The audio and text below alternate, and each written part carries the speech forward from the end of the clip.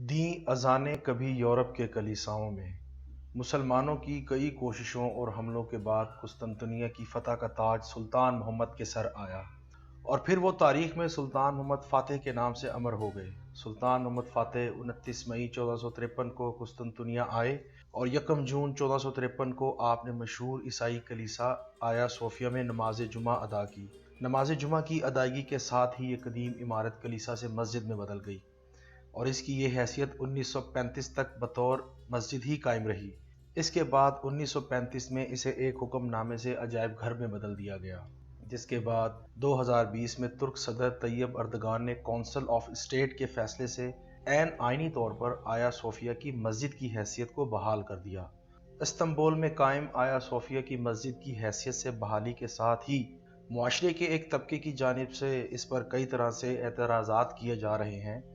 इस ज़िमन में मारूफ कानूनदान डॉक्टर मोहम्मद मुश्ताक ने बहुत दलील से इन बेबुनियाद एतराज़ात को रद्द किया है, और अब तुर्क सदर तैयब अर्दवान की जानिब से कौम से खिताब और आया सूफिया के बारे में गुफ्तगू के बाद ये बहस सिमट जानी चाहिए। आया सूफिया को मशरिकी ईसाइयत में वही हैसियत हासिल थी जो मगरबी ईसाइयत में वेटिकन सिटी को हासिल है। इसे फतह करने के बाद उस्मानी खिलाफत में यहाँ पर मीनारा भी बनाया गया। 1453 में जब सुल्तान मोहम्मद फ़ातिह ने कुस्तुनतनिया फतह किया तो बतौर फ़ातिह उनके पास ये हक मौजूद था कि वो अपने मफतूहा इलाके में जो चाहे करते। ज़ाहिर है उस वक्त नेशन स्टेट का तस्वर नहीं था, कोई बैनुल-अक़वामी कानून नहीं था, बस इखलाकियात का तस्करा था। इससे जब अर्तगरल और उस्मान का दौर था तो ये ऐन वही दौर था जब मंगोल जिस इलाके को भी फतह करते तो वहाँ सरों के मीनार बनाए जाते थे। तारीख में तो ये भी आता है कि मफतूहा इलाके में इस कदर खूनरेज़ी होती थी कि घोड़े घुटनों तक खून में धंस जाते और मफतूहा इलाकों के गली बाज़ारों में से गुजरना तकरीबन नामुमकिन हो जाता था। इसके अलावा भी मफतूहा इलाकों में बादशाह क्या कुछ करते रहे हैं, इसका तज़किरा तारीख की कुतुब में मौजूद है। सर-ए-दस्त ये एतराज़ कि सुल्तान मोहम्मद फ़ातिह को बादस फतह आया सोफिया की हैसियत बदलनी चाहिए थी, दुरुस्त नहीं।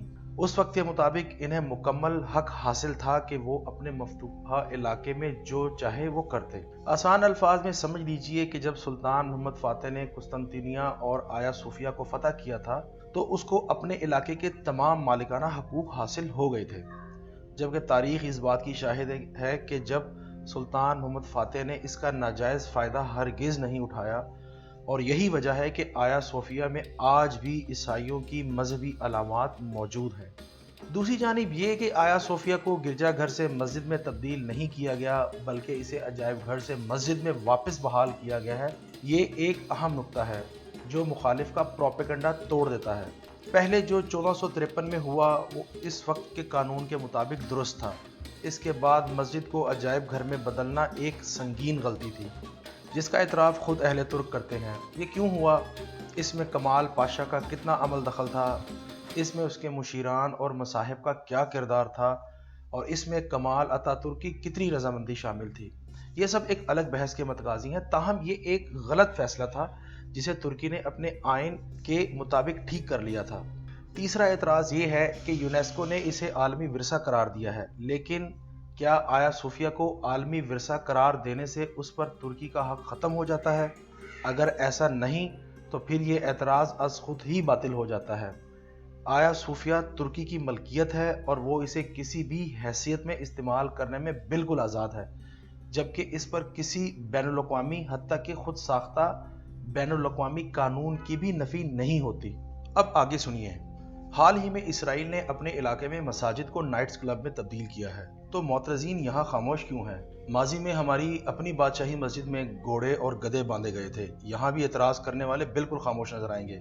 यूरोप की खूबसूरत मसाजिद में आज ईसाइयों ने गिरजे तामीर किए हुए हैं, लेकिन यहाँ भी कोई एतराज़ नहीं होगा। तो फिर सिर्फ आया सोफिया पर एतराज़ क्यों, जिसे अजायब घर से मस्जिद में बदल दिया गया है? क्या मोतरजीन ये जानते हैं कि यूरोप और अमेरिका में मुसलमानों ने गुज़श्ता सदी में गिरजा घरों को ईसाई हुकूमतों से ख़रीद कर उनको मसाजिद में बदला है? अगर तो ये एतराज़ है कि ये गिरजा घर था और सुल्तान मोहम्मद फ़ातिह को इसको मस्जिद में बदलना नहीं चाहिए था, तो फिर तो पूरा इस्तंबुल ही वापस कर देना चाहिए, क्योंकि वो भी फतह किया गया था। तुर्क सदर रजब तैयब अर्दगान ने हाल ही में अपने खिताब में कहा है कि हम आया सोफिया की तारीखी हैसियत की हिफाजत करेंगे। اسے عجائب گھر میں تبدیل کرنا ایک غلطی تھی اور ہم اس غلطی کو سدھار کر اس کی مسجد کی حیثیت کو بحال کر رہے ہیں۔ اس حوالے سے کسی کو فکر مند ہونے کی کوئی ضرورت نہیں۔ آیا صوفیہ نمازیوں اور سیاحوں کے لیے ہر وقت کھلی ہوگی، جبکہ یہاں قائم عیسائیت کی نشاندہی کی ویسے ہی حفاظت کی جائے گی جیسا کہ 1453 سے اب تک کی جا رہی ہے۔ اس کے علاوہ یہاں ہر خاص و عام کے لیے داخلہ بالکل مفت ہوگا۔ ترک صحافی فرقان حمید اپنے کالم میں لکھتے ہیں کہ اردوان نے واضح کیا ہے کہ آیا صوفیہ نہ تو ریاست کی ملکیت ہے اور نہ ہی کسی ادارے کی، بلکہ یہ فاتح فاؤنڈیشن کی ملکیت ہے۔ اس کی حیثیت کو فاؤنڈیشن کے مرضی کے بغیر تبدیل نہیں کیا جا سکتا۔ انہوں نے سلطان محمد فاتح کے اس پیغام سے بھی آگاہ کیا، جو شخص بھی آیا صوفیہ کو مسجد کا روپ عطا کرنے والے ادارے یعنی فاؤنڈیشن کو تبدیل کرنے یا فاؤنڈیشن کی کسی شق کو کالعدم قرار دینے یا مختلف چالوں سے اس کی اصلی حالت کو تبدیل کرنے یا اس پہ مددگار ہونے یا اسے مسجد کے علاوہ کوئی اور روپ دینے کی کوئی کوشش کرتا ہے تو میں سب پر واضح کر دوں، وہ شخص حرام کا مرتکب ہوگا اور گناہ کبیرہ سرزد کرے گا۔ اس پر اللہ تعالیٰ، پیغمبروں، فرشتوں اور تمام مسلمانوں کی لعنت ہوگی، اللہ کا عذاب اس پر ہوگا۔ صدر اردگان نے کہا کہ آج اس فیصلے سے سلطان محمد فاتح کی بد دعا سے ہم لوگ محفوظ ہو گئے ہیں۔ کیا اب بھی کسی کا اعتراض باقی ہے؟